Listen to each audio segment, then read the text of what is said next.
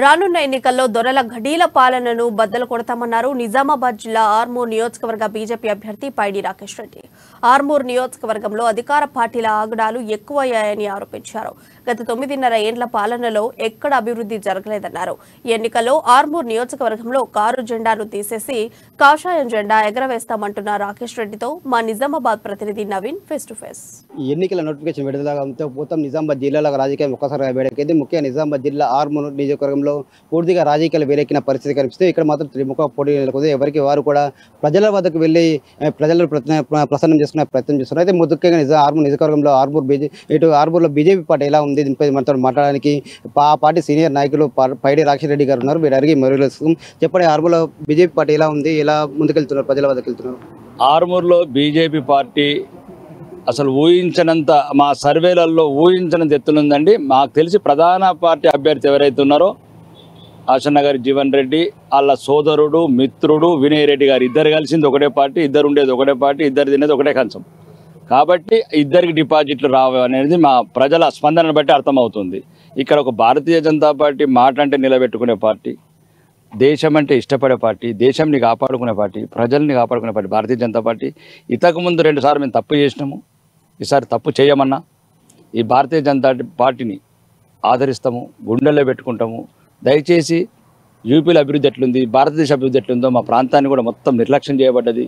మాకు ఒక బానిసైన ఎమ్మెల్యే వచ్చాడు, ప్రజాప్రతినిధి.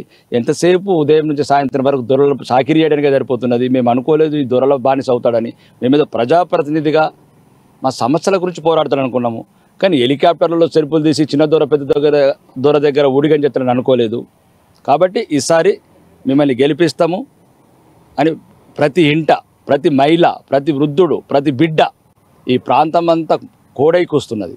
భారతీయ జనతా పార్టీ కావాలి, రాకేష్ అన్న రావాలి, రామరాజ్యం దేవాలని. ఇక్కడ నిజామాబాద్ గడ్డపై సాక్షిగా ప్రధాని నరేంద్ర మోడీ స్వయంగా పసుపు బోర్డు ప్రకటించారు. దీనివల్ల బీజేపీ గ్రాఫ్ పెరిగే అవకాశం ఉంది రానున్న ఎన్నికలు. ఇప్పుడు గ్రాఫులకు అతీతమైందండి బీజేపీ.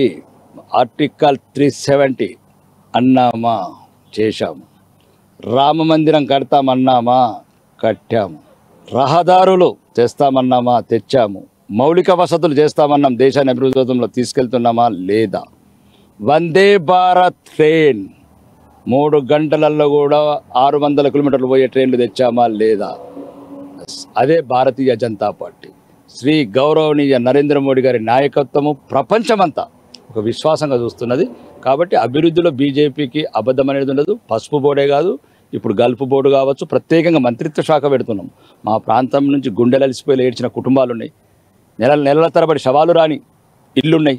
నిన్నగాక మొన్న అమరావతి తండాకు ఒక అబ్బాయి చనిపోతే 1 రోజులు పట్టింది, 45 రోజులు పట్టింది. ఆ సమస్యలకు పరిష్కారంగా ఈరోజు భారతీయ జనతా పార్టీ మా మేనిఫెస్టోలో ఒక మంత్రిత్వ శాఖ పెడుతున్నాము.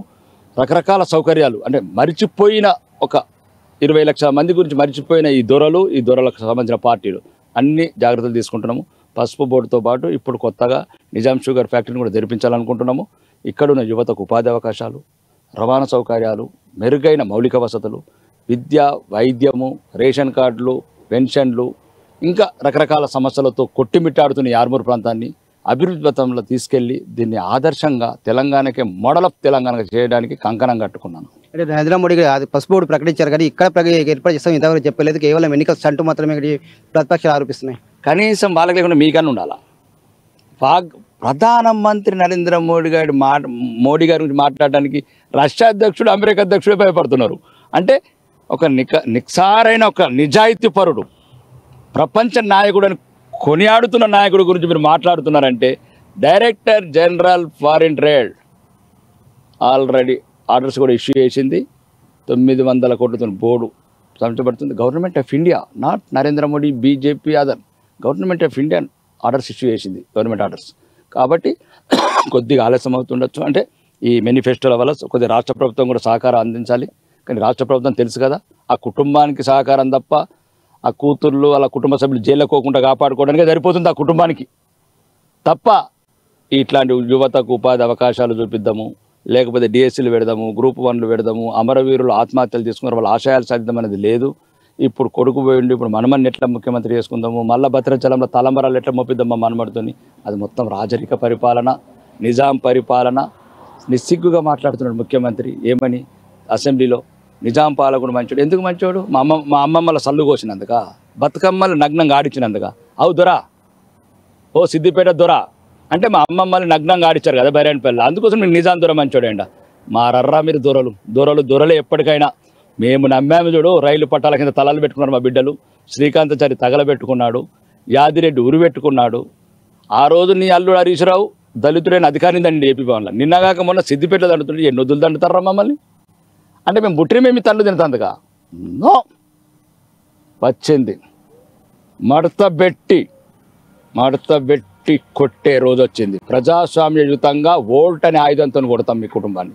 కాబట్టి ఈ ఆర్మూర్ని ఎట్టి పరిస్థితి కూడా దొరల నుంచి విముక్తి చేస్తాము. ఈ దొర బానిసైన అశన్న గారి జీవన్ రెడ్డిని కూడా విముక్తి చేస్తాము. భారతీయ జనతా పార్టీని గెలిపిస్తామని ఇక్కడున్న ప్రజలందరూ ముక్త కంఠంతో కోరుకుంటున్నారు. ఈ మధ్యనే ఇట్లాంటి యువకులందరూ వందల వేల మంది ఇక్కడ దుష్టశక్తులు ఎక్కైనాయన్నా. కాబట్టి దీనికి దైవ బలం కూడా తోడు కావాలని వేల మంది మాలలు వేసుకున్నారు. అంటే మాకున్న ఈ పోలీసు చట్టాలు, అక్రమ కేసుల వల్ల శక్తి సరిపోతలేదన్నా, న్యాయ వ్యవస్థ వల్ల ఇవన్నీ మాకు శక్తి సరిపోతలేదు. మాకు దైవశక్తి అవసరం ఉన్నది. ఈరోజు ఈ దుర్మార్గులని, దొరల బానిసలని, దొంగనా కొడుకులని పంచు. ఎంత వంచుతావు పంచు?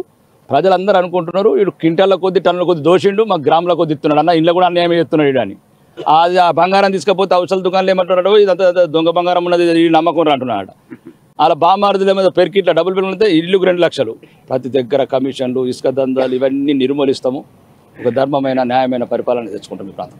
ప్రధానంగా ఒకటే చెప్తున్నా, అధికార బీఆర్ఎస్ పార్టీ ప్రవేశపెట్టిన మేనిఫెస్టో నమ్మి స్థితిలో ప్రజలు నెరవేర్చి చెప్తున్నారు. అయితే కథలో ఇచ్చిన హామీలను కూడా ఇంతవరకు నెరవేర్చాలని చెప్పి డబుల్ బిల్లు ఇస్తామన్నారు. దళితుని ముఖ్యమంత్రి చేస్తాం, ఇంతవరకు చేయాలని చెప్పి ప్రధానంగా చెప్తున్నారు. అయితే నిజామాబాద్ జిల్లా ఆర్మూర్ నియోజకవర్గం మాత్రం ఇటు బీజేపీ పార్టీని కూడా ప్రజలు ఆదరిస్తున్నారని చెప్పి రానున్న రోజుల్లో ఖచ్చితంగా బీజేపీ జెండా ఎగిరి తీరుతుందని చెప్పి కూడా పైడి రాకేష్ రెడ్డి చెప్తున్న పరిస్థితి మాత్రం కనిపిస్తుంది. కెమెరామెన్ మైపాల్తో నవీన్, అమ్మానుస్, నిజామాబాద్.